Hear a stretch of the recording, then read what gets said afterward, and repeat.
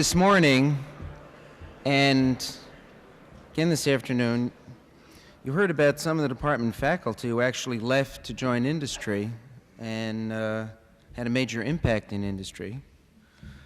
Today we have an example of a very distinguished alumnus who made his mark in industry, has finally seen the light and has become a scholar, and is enjoying a second career as a professor. And that's Ralph Landau, who all of you, I think, know. Ralph is going to talk to us about the role of chemical engineering in the growth of the chemical process industries. Ralph?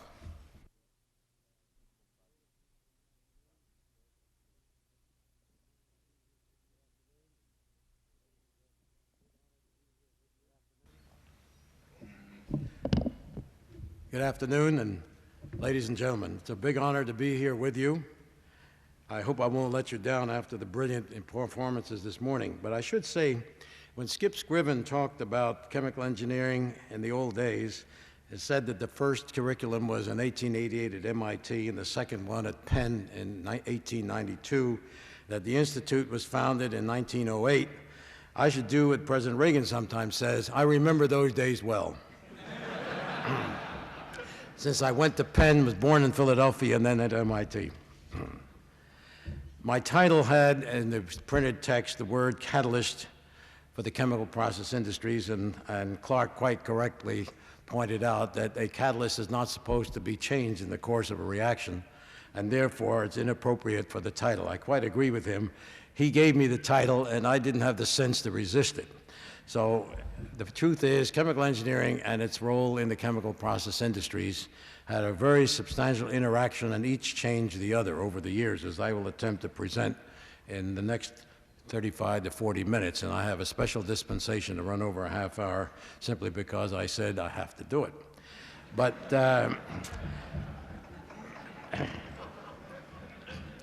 that's how it is. Now that I'm an academic, I'm learning how to fill 50 minutes very well. But not quite. At any rate, I want to paint the picture of chemical engineering and the industry with which it has been associated for so long in its economic context, because obviously what made chemical engineering arise out of chemistry and develop its own character was its economic context.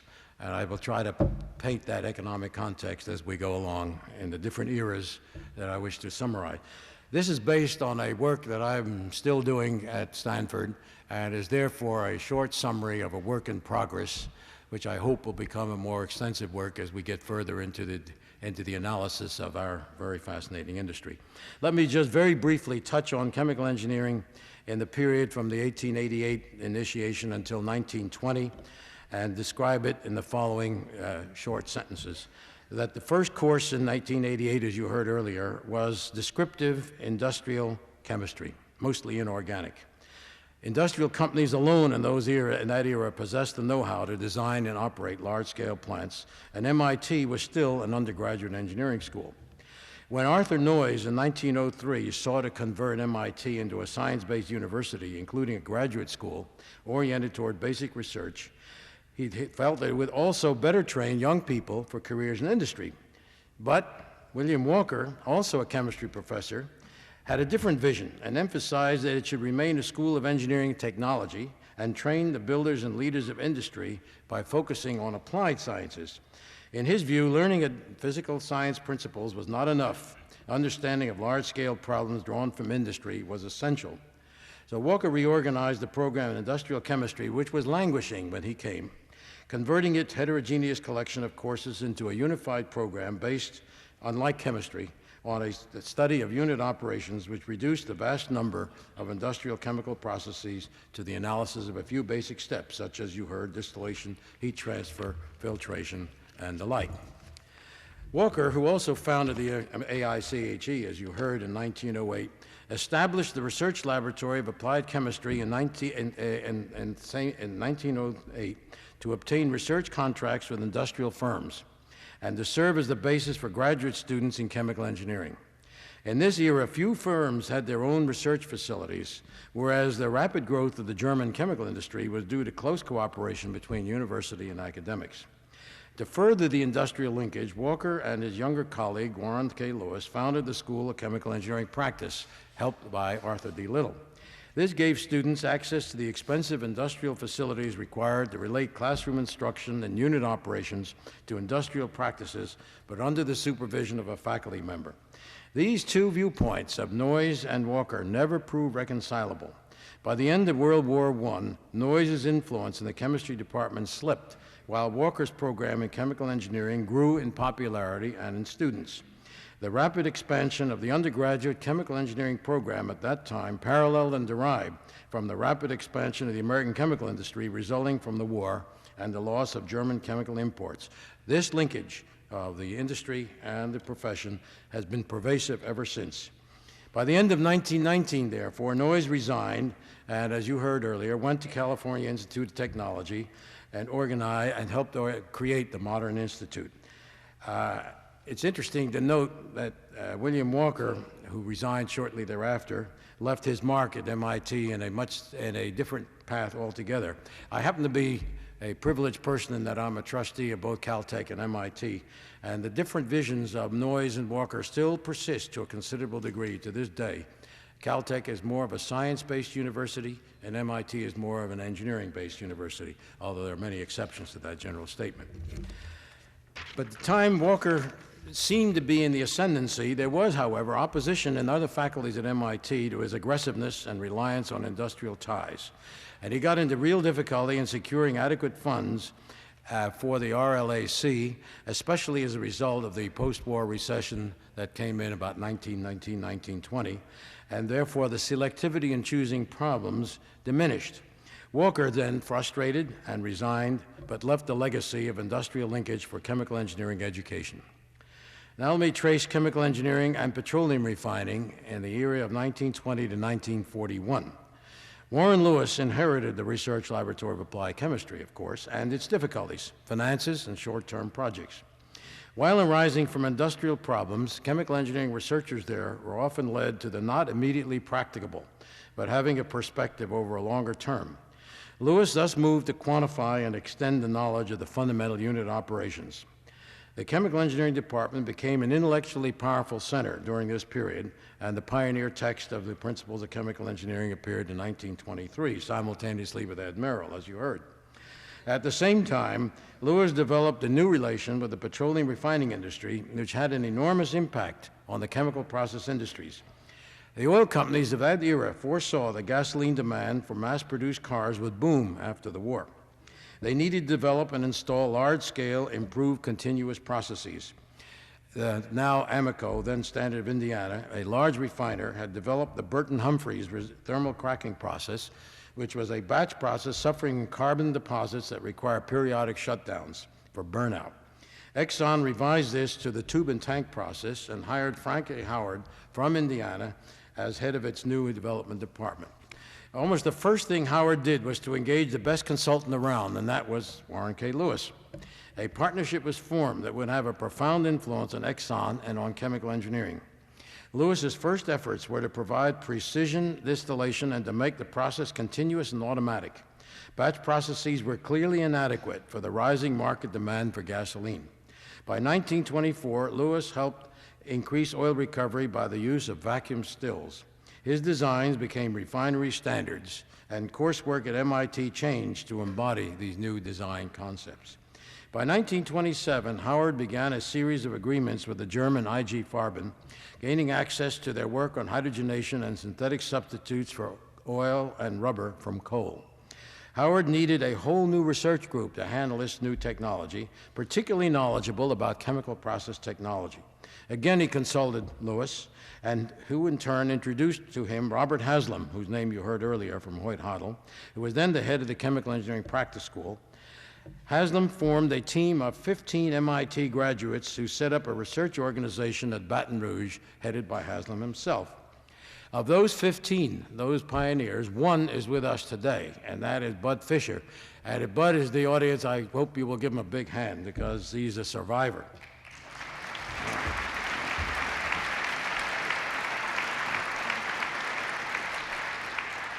6 of these 15 rose to high office and members of Exxon's board. Haslam himself became vice president in 1927 of the development department and a senior officer of the SO company before he retired. Another staffer of the RLAC was R.E. Wilson, who, as you heard earlier today, became chairman and CEO of Amoco. Exxon, during this period, closely linked applied and innovative research, including the application of chemical catalysis. Much of modern petroleum processing originated in Baton Rouge, and it was basically an MIT chemical engineering group that got it going. With the continuing advice of Lewis and later in 1935 of Ed Gilliland, Baton Rouge produced such outstanding process developments as hydroforming, fluid cat cracking, and fluid flex coking. And Hoyt Hodel had also started consulting with Exxon on problems in combustion, which became reflected in Hodel's longtime influence in teaching combustion theory and practice. Thus, Lewis created a very different approach from Walker's. Instead of bringing industry to the campus, as in the RLAC, he brought the campus to industry. Unlike the practice school, which also did this, he helped solve the big problems of industry. And so he established modern chemical engineering education, proving that industrial consultation by professors enriched the employers and the institute's educational program. He created the precedent that able MIT faculty and students should go into industry and move it along, providing valuable experience in return and potential funding for MIT. Ken Jamison, the chairman of Exxon, was the man in charge of the drive that got us our new chemical engineering building. 3, Lewis focused chemical engineering on the design of continuous automated processing of a huge variety of products, first in petroleum refining and then in chemicals. Other chemical engineering departments, as well as MIT's, flourished and attracted the brightest students from all over the United States and abroad, who in turn moved into high positions throughout the petroleum and chemical industries. Other engineering disciplines, lacking this history of direct involvement with a major growing industry, never developed such an overall systems approach to the design of continuously operating production plants, with the exception of the electric power industry. Now, I would like to deviate a little bit and talk about the role of the process design firms in the early part of this century up till 1941. A little-known aspect of the rise of chemical engineering as a design discipline has long resided in the engineering design firms, which contained all the skills necessary to build complete process plants, particularly in refining and chemicals. The most prominent emerged early in this century. UOP was more research-oriented in its approach to petroleum refining and became the major source of process technologies for the smaller oil companies.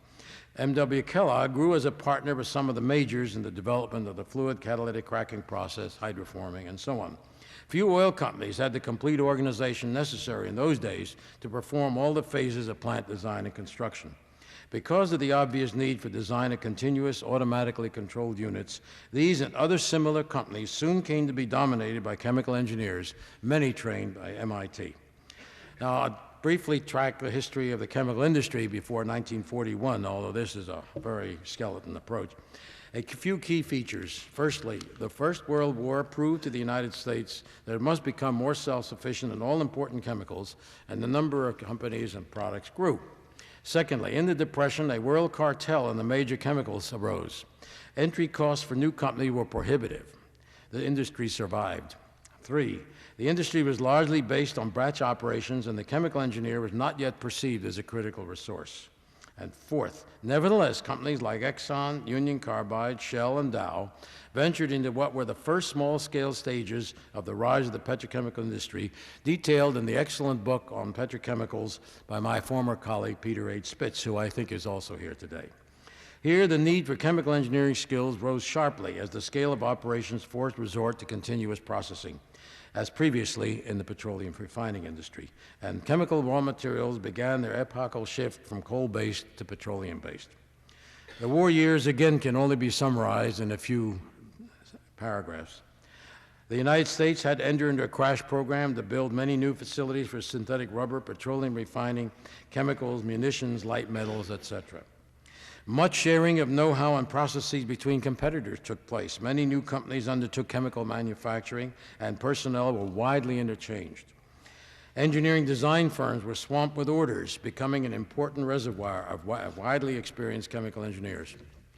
And as the war ended, the government insisted on selling the new plants to many newcomers and competitors of the traditional chemical industry. The European chemical industry lay in ruins, and the pre-war cartel had ceased to exist. That was the picture at 1946. Now I'll trace the 2 decades from 46 to 66, which I call the stable decades.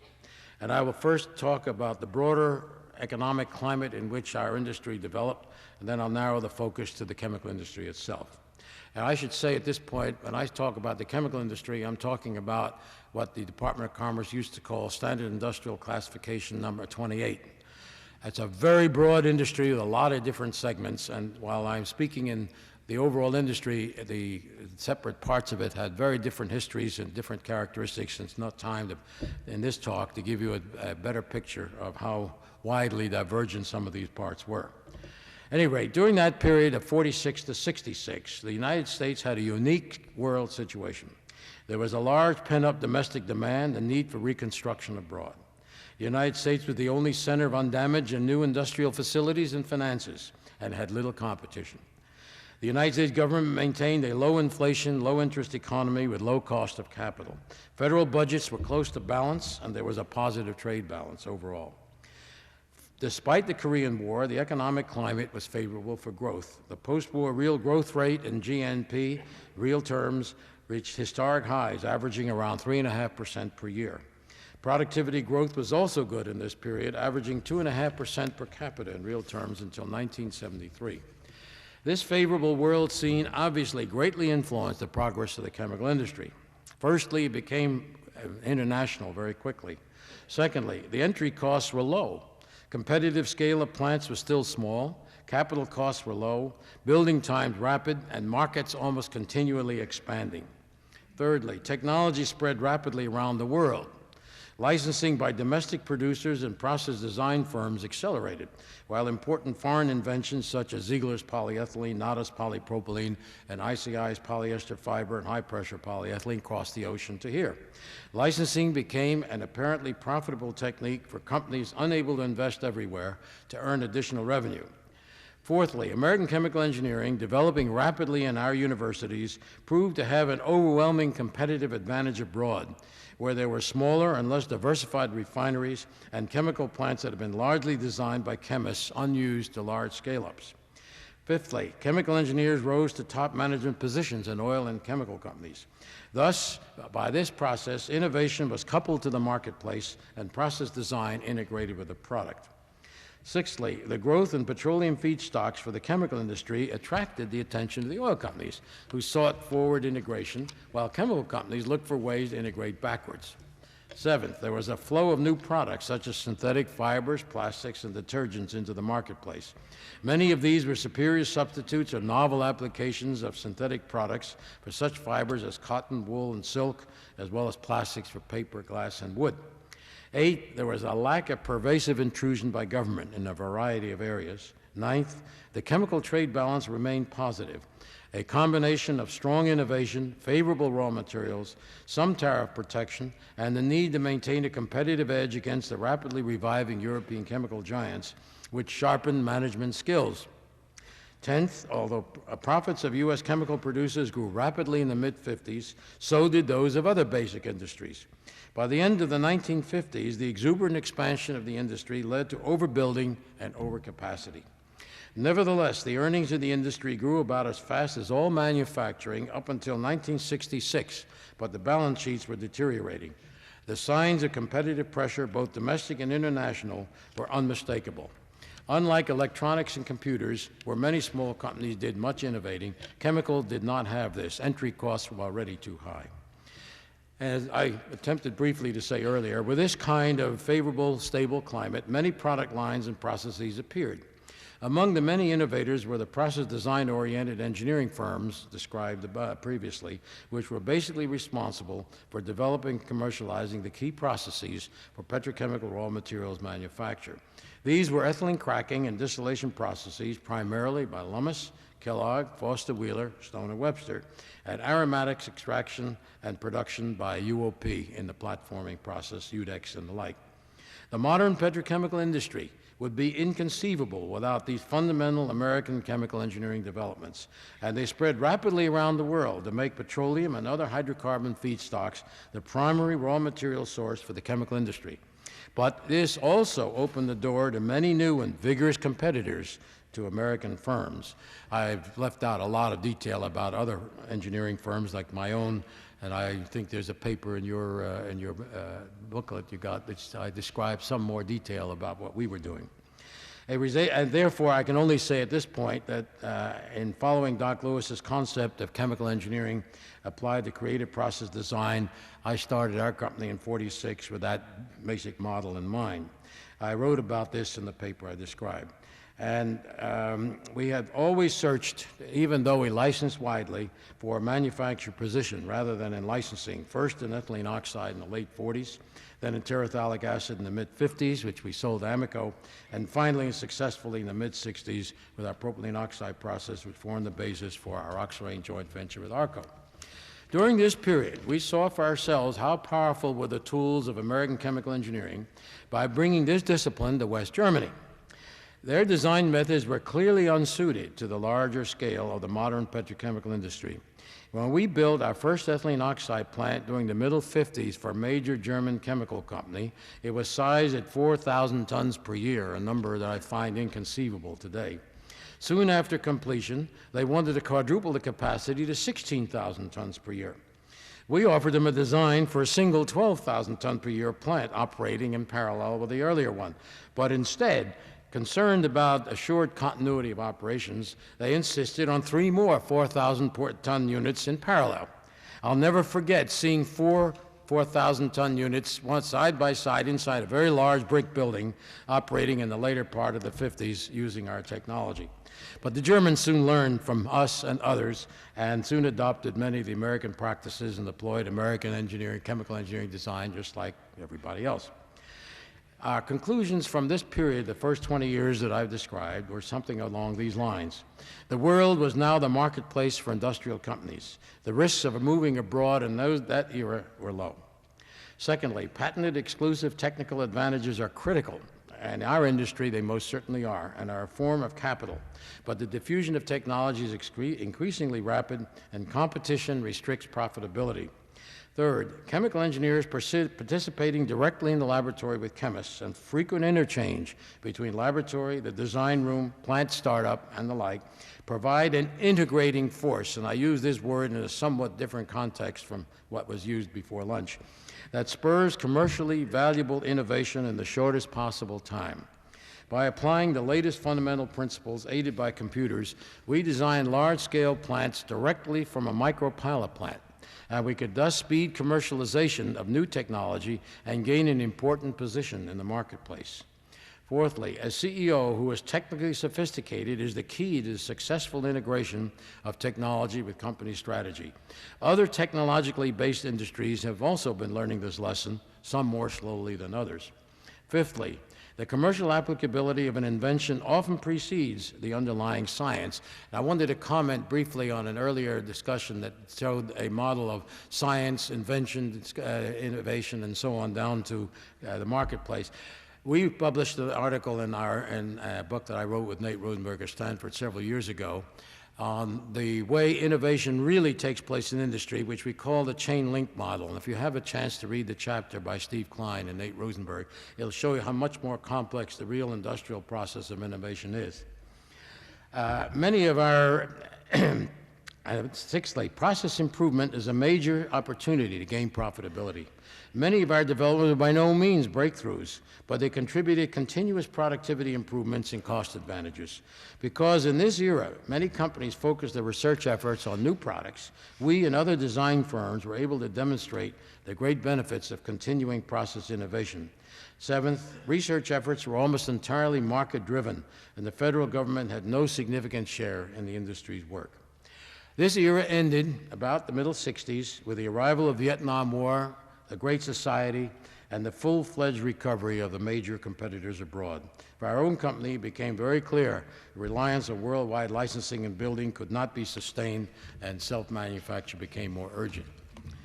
Now we enter what I call the turbulent period of 1966 to 1981. I'm sure many of you remember that very well. From about 1966, Americans' annual productivity improvement started to slow down and collapsed by 1973. The merchandise trade balance also started to deteriorate. By 1972, the real trade balance became negative, although the nominal trade balance did not sink into the red until 1981. Some industries were affected more than others. The first slide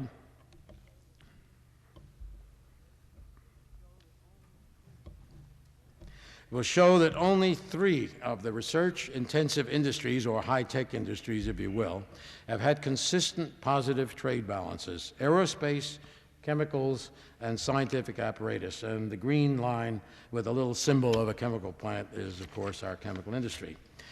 Other industries started down early, especially petroleum, after the 1973 oil shock, which I show in slide 2. The petroleum, in this case, is shown with a derrick, as you can see.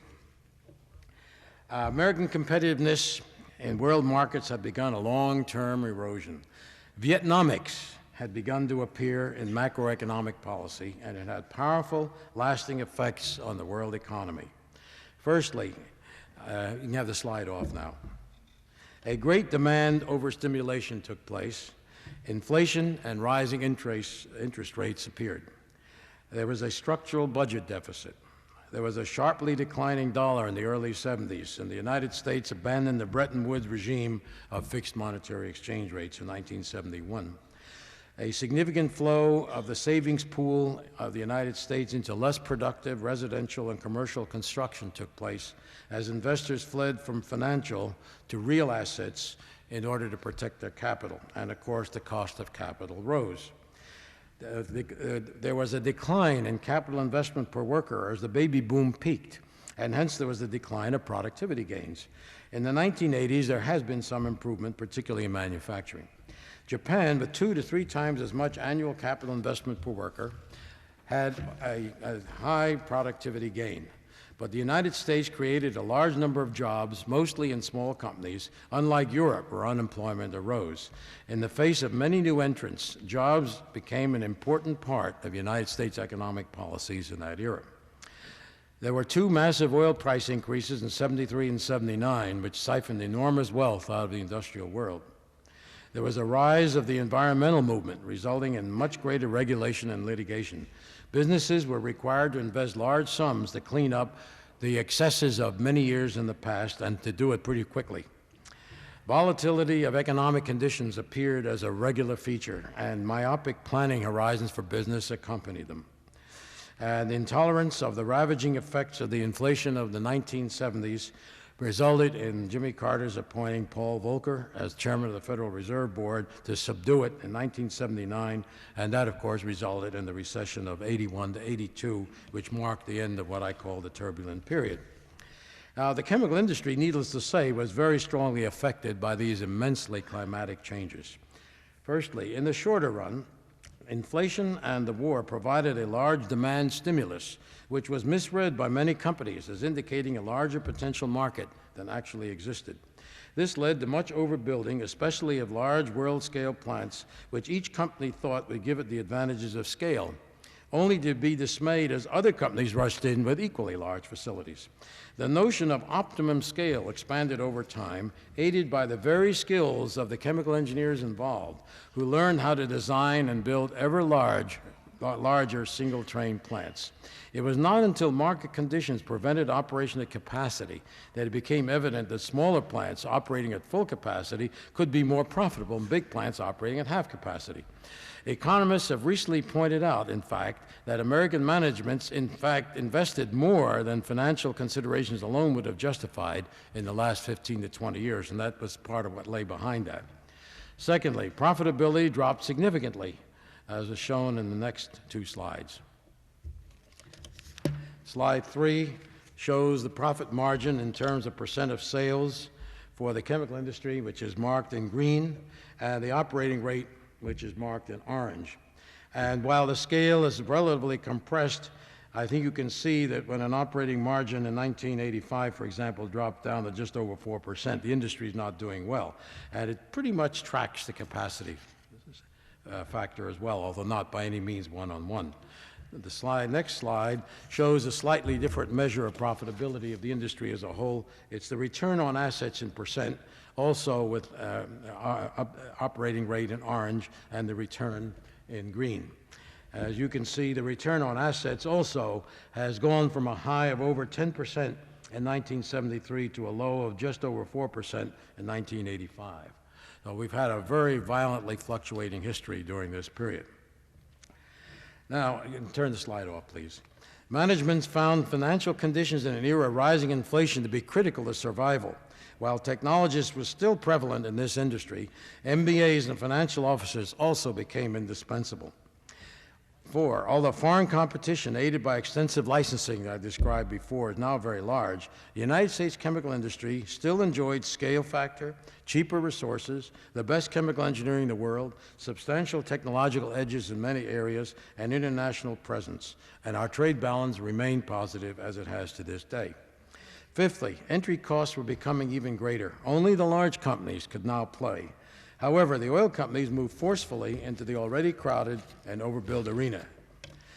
6thly, many of the new technologies of the 40s and 50s were now being fully exploited to reduce costs, raise quality, and diversify product lines. So to step back just a moment, it was only after the war that the immense new markets and large-scale demand produced a great surge in petrochemical development and also in the demand for chemical engineers. Some scholars have incorrectly contended that the innovative urge of the industry declined decade by decade. It hasn't, but it has changed in its character. Until the middle 60s or so, major commercialization was accomplished for important young plastics and for the new fibers. Each required low-cost feedstocks from the large new olefin and aromatics plants. Also, a large segment of the innovations made during this period included significant process improvements for precursors of plastics developed in earlier years. After 1966, the tonnage plastics already in place became ever more differentiated. More sophisticated in fibers and plastics, such as Kevlar and composites, were begun. Additional precursor process developments for previously commercialized polymers were introduced. Several involved switches in raw materials, as the energy price shocks were seen to be permanent. In the more recent years, innovative developments continue to focus on further product differentiation and an adaptation of lower-cost processes for precursors. The oil and process engineering firms also did much innovating, as did foreign companies. Because of vigorous international technological competition among chemical and oil companies, companies everywhere could commercialize innovation made elsewhere. Virtually all products were very large tonnage, which provided an economic basis for innovation and hence for the talents of chemical engineers grounded in design. But there was much new chemistry also and close cooperation between chemists and chemical engineers. By the end of the 1960s, the depressed earnings of the industry were reflected in the discount to market of chemical equities. In the early 1970s, returns on capital had dropped to a level where differentiated producers could support new investments while most others could not. Optimism dropped after '76 when many companies finally realized that growth in the industry, which had been at least twice that of the GNP to this point, had slowed. Gross margins in the commodities had disappeared, and the increases in hydrocarbon prices would have a negative effect on future earnings. Unfortunately, much new capital had been committed to the commodity sectors, partially because of the large plant syndrome, and partially because of the ease of adoption of the existing technology with a Me Too attitude, which was rather a cocky expression of hitherto successful operations. Many judgments about future markets turned out to be mostly in error. Hence, in the absence of large new capital investment possibilities, chemical companies turned to increasing R&D. The chemical industry proved particularly vulnerable in the public's eyes to environmental and toxicity hazards. Some companies were spending up to 1/4 of their capital on such investments, inhibiting other kinds of innovation.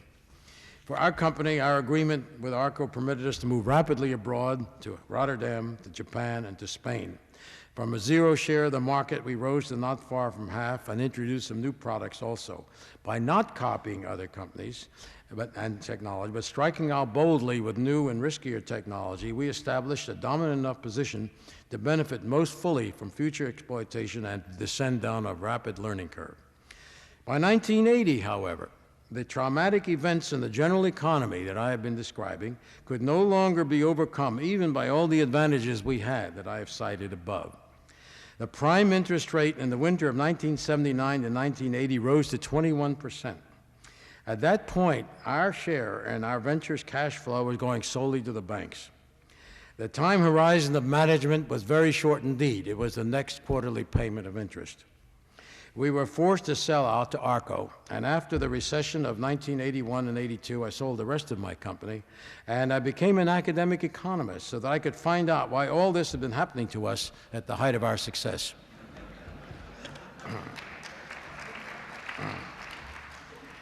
Now I'll sketch in the present era, which I think you all know just as well as I do, if not better, the 81 onward. The Vietnamics period that I described earlier was succeeded by what might best be called Carteromics, Reaganomics, because it started with Volcker in '79 and has continued to this day. Inflation followed by deflation. A sharp recession occurred in 81-82, followed by about 6 years of uninterrupted growth, some revival of gains in productivity, which had about 3.5% in manufacturing, some marginal tax rate cuts and growing budget deficits. But the still high real interest rates, combined with the need to finance the budget deficits created by a strong international demand for dollars, and the dollar appreciated to where many exports became uncompetitive and imports cheap. The current account deficit grew to the present minus 3.5% of GNP, reflecting the inflow of $160 billion for investment in the United States in 1987. American savings and investment declined relative to the Japanese. Investment faltered because industry was suffering from the overcapacity of the 70s. Rapid technological change and the trade imbalance induced heavy competition for American companies, not only in international markets, but also domestically. The huge debt created by the government and the private sector moved first into the financial markets rather than into the real world of goods and services. This and the tax code, which permits deductibility of interest on debt but not dividends on equities, are among the primary factors that lay behind the junk bonds, corporate takeovers, leveraged buyouts, and other creative financial manipulations. The high interest rates and cost of capital contributed to short-term horizons.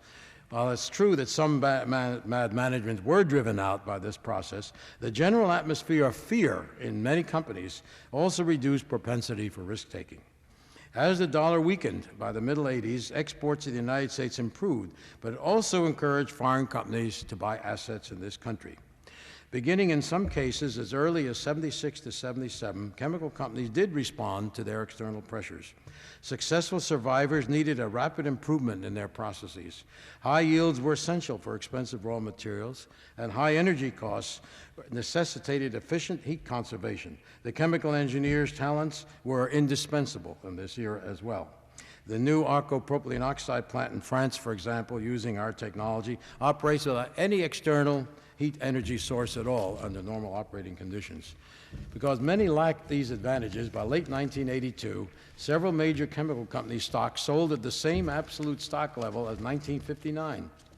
Investors saw these companies as mature commodity manufacturers threatened by new sources of low-cost production in Canada, the Middle East, and so on. This underestimated the degree of change and renewed innovation that had already taken place and the future potential. Even in the year of 1982, although many major areas were unprofitable, the specialty businesses of some companies contributed a large share of the profits, although accounting for only a small fraction of their sales and assets. The productivity declines, and here I refer to multi-factor productivity, shown in the next slide for the chemicals. The productivity index is shown in yellow, and the operating rate again is shown in orange. Suggests the extent of restructuring going on, and the decline, and therefore it very clearly points to a decline in capital productivity during this period. Capacity utilization being obviously very critical. When a better demand environment appeared, you can turn the slide off. In 1983, the net result of such constructive changes was a rapid buildup of cash. From 1986 on, the industry is benefiting from lower oil prices, a weaker dollar, and growth in the world economies. Its restructuring has resulted in emphasizing its lack of labor intensivity. Its total employment of slightly over 1 million has hardly changed in over 10 years, during which total sales nearly doubled, so that in real terms, labor productivity, after being essentially flat from 1973 to 81, has been improving rapidly by almost 50% since that time. This cash flow has been used to buy back stock and raise stock prices. We expand into new areas promising future growth and increased related R&D expenditures. Capital investment in modernization and rationalization of major commodity manufacturers. And finally, some new capacity in certain sectors such as plastics. People still remember being burned by overcapacity, as you can imagine, and an export-led drive for new capacity is a tenuous thing these days. The chemical industry today combines a large commodity-based, capital-intensive substructure with a proprietary research-based overlay. These businesses require different skills, but this combination defines the competitive companies of the future.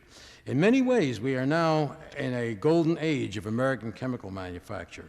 Few industries are so thoroughly pervaded by strategic and tactical issues involving product, geographic, and customer diversification, forward and backward integration, technology advances, economic and non-economic competitors, international financial structure, environment and safety questions, capital, marketing, and research intensity. It supports probably the world's largest privately financed research and development budget. And it also is the strongest individual industry in Europe, and the Europeans have a trade balance of $27 billion surplus in chemicals alone. The next slide shows the expenditures for R&D as a percent of sales for the research-intensive industries. Of course, this isn't terribly meaningful, since in some cases, like instruments or aerospace, it's a very large component of their sales dollar. Our industry is nevertheless quite a high performer in this area. And the next slide shows the current R&D expenditure table with an indication of where the funding is coming from. And as you can see, the funding of the chemical industry is essentially 97% privately funded, as contrasted with aerospace, which is 80% government funded. This is not the place to discuss the very different histories and characteristics of these two very successful companies, industries, but you can see already that there are some very profound differences in explaining them. Certainly, R&D alone is not enough to account for positive trade balances. Industries that are successful in trade have a number of the favorable factors I've been describing. The rapidly changing quality of the industry's product is not reflected in these productivity figures. Certainly, many fibers, plastics, consumer products, and so on are much better and more diversified. Thus, I have to look at profitability and the international competitive position as indicators of the health of the industry. At present, our industry is operating close to 100% of realistic capacity. Nevertheless, the rapid pace of global technology will necessitate replacement of obsolete facilities. And yet, in spite of its technical accomplishments, which are immense, the industry over the past 30 years has not been able, as you have seen, to establish sustained high profitability. Foreign large buyers may yet raise their ownership of America's industry to a much higher level. In the past 3 years, approximately 1/3 of foreign investment in manufacturing in the United States has come into the chemical industry, and it probably is about 25% foreign-owned today. It may well be that there should be some mergers in this industry to fend off such takeovers by foreigners. Some of our chemical companies are too small to stay in the race. One should take as a cautionary note that the American dyestuffs industry is now 100% foreign-owned. Now let me dwell very briefly in my concluding remarks about the future. Nearly everyone thinks a domestic and world recession will come sooner or later. Our deficits may diminish. Oil prices are uncertain, but domestic oil production is clearly shrinking. There is talk of yet more tax bills. A new administration may take office with few commitments, and no one knows exactly how to increase the savings and investment rate of American society and companies needed to catch up with the many more modern installations abroad. When hurdle rates for new investments are 15 to 20% in the United States and perhaps 5 to 8% in Japan, where capital costs only 1%, it can be seen how big our capital problem really is. And this is especially true in financing research and development, which is an all-equity financing.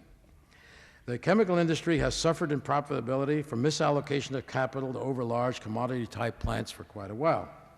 Given a reasonable macroeconomic climate, the American chemical industry will survive and grow, and will certainly participate in the newer fields of materials, electronics manufacture, biotechnology, complete systems including fabricated equipment and instruments, and so on, as well as in extending and deepening its own traditional products. Take the last slide off, please. It may well become the world's leading industry in the 1990s. And what of chemical engineering? There are some disturbing signs. College enrollments are down. Many more fields attract the best students as well as ours, spreading them more thinly. Chemical and oil company expansions are fewer. Companies feel they need talents different from those of the typical undergraduate trained chemical engineer, and you heard about that from Jimmy Way earlier. The public sees chemicals as dangerous. There is an increasing lack of strong industrial orientation in many chemical engineering departments, a trend that began in the late 50s as government funding of university research became dominant and engineering science moved the discipline closer to a more academic orientation. Perhaps a partial return to a greater proportion of industrial funding would be a better balance, and here I think we have it at MIT. The National Research Council's Frontiers in Chemical Engineering report, which Jimmy described, has discussed many aspects of this question, including a forecast that even closer integration of process design, product development, and market needs in the newer areas will represent the product opportunities of the future. And let there be no mistake, the new specialty or differentiated chemicals require continuously operating plants in many, many instances, and they need to be designed properly. Chemical engineers should therefore stress their scale-up ability, but in relation to both flexibility and economic considerations. If we cannot convey this ability to serve as leaders of a team having this focus, we risk the loss of identification and the employment contest to chemists, biochemists, material scientists, etc. It was process design, tightly linked to market demands and research and development, that fueled the rise of chemical engineering and the industries with which it has been associated. This model should serve not only as our paradigm, but also as one for other engineering disciplines, which, as I said earlier, have not had this tradition and have seen the Japanese adopt such a model for the manufacture of many complex machines and objects. Chemical engineering at MIT today is even now serving as a source of inspiration to other disciplines.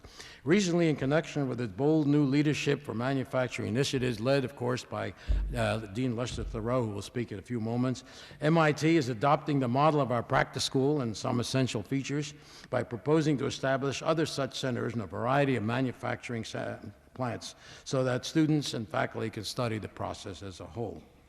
At the same time, we must be aware of the macro environment which shapes us. We are entering a new world of intense international competition, global markets, rapid diffusion of technology, and in many respects, obsolete national domestic policies, which are increasingly disciplined by the world financial markets. We don't want to build facilities and conduct research for unprofitable plants because of infatuation with the technology, while overlooking the large role that financial considerations will play in the next decade in an era of high-cost capital. I have written some articles and books on this subject, but that's not a proper theme for today.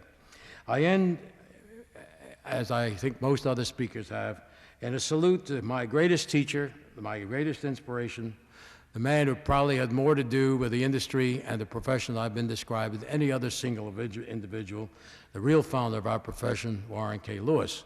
But I would be remiss if I didn't say that I think the present-day chemical engineering department at MIT is once again in the same magnificent leadership position that it was in the days when I was there in the 40s and 50s. A great deal of the success of this is due to the inspirational leadership of Jimmy Way and the tremendous stars of the faculty that he has assembled, and I feel very comfortable about the future of chemical engineering at MIT as a consequence, and I'm extremely grateful to it for having made it possible for me to do all these things that I've been describing. Thank you very much indeed.